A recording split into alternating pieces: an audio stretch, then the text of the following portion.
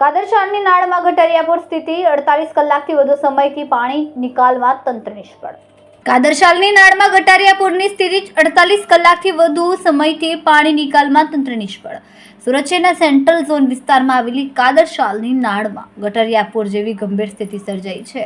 છેલ્લા 48 કલાકથી વધુ સમય પસાર થવા છતાં પણ નાળમાં ભરાયેલું ગંદુ પાણી બહાર કાઢવામાં તંત્ર સંપૂર્ણપણે નિષ્ફળ સાબિત થયું છે।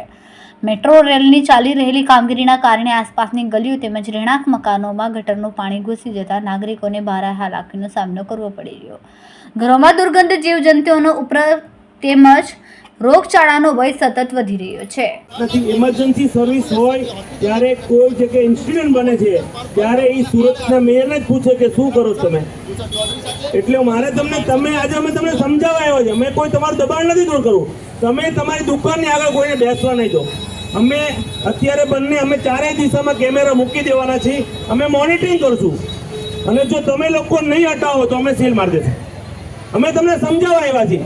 અમે ખાલી સુરત મહાનગરપાલિકા તમે રોડ ખુલ્લો રાખો, અમારા બીજું કોઈ વાંધો નથી। તમે ધંધો કરો શાંતિથી, અમે તમને તમારી સાથે સહયોગ છે। સુરત શહેરના કમિશનર પણ આવ્યા છે, પણ રોડ તો ખુલ્લો રાખવો પડે ને। તમે આખો રોડ દબાવી દો એ તમારા મનથી કહો।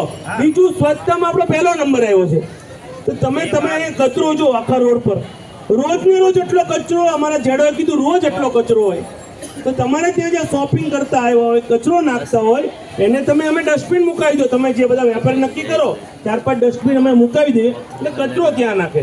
અને આ રોડ તમે સાથે મળીને કહો કે તમે કઈ રીતે ખુલ્લો રાખશો। તમારી પાસે અમે જવાબ માંગીએ। અમારે કેમેરામેન સેનિલ વિરાણી સાથે વિશાલ છેટા, માનવ પ્રવાહ ન્યૂઝ, સુરત। અમારા વિડીયોની નવી અપડેટ મેળવવા માટે સબસ્ક્રાઇબ કરો માનવ પ્રભા ન્યૂઝ ચેનલને। બેલ આઇકન ક્લિક કરો લેટેસ્ટ વિડીયો સૌથી પહેલા મેળવવા માટે।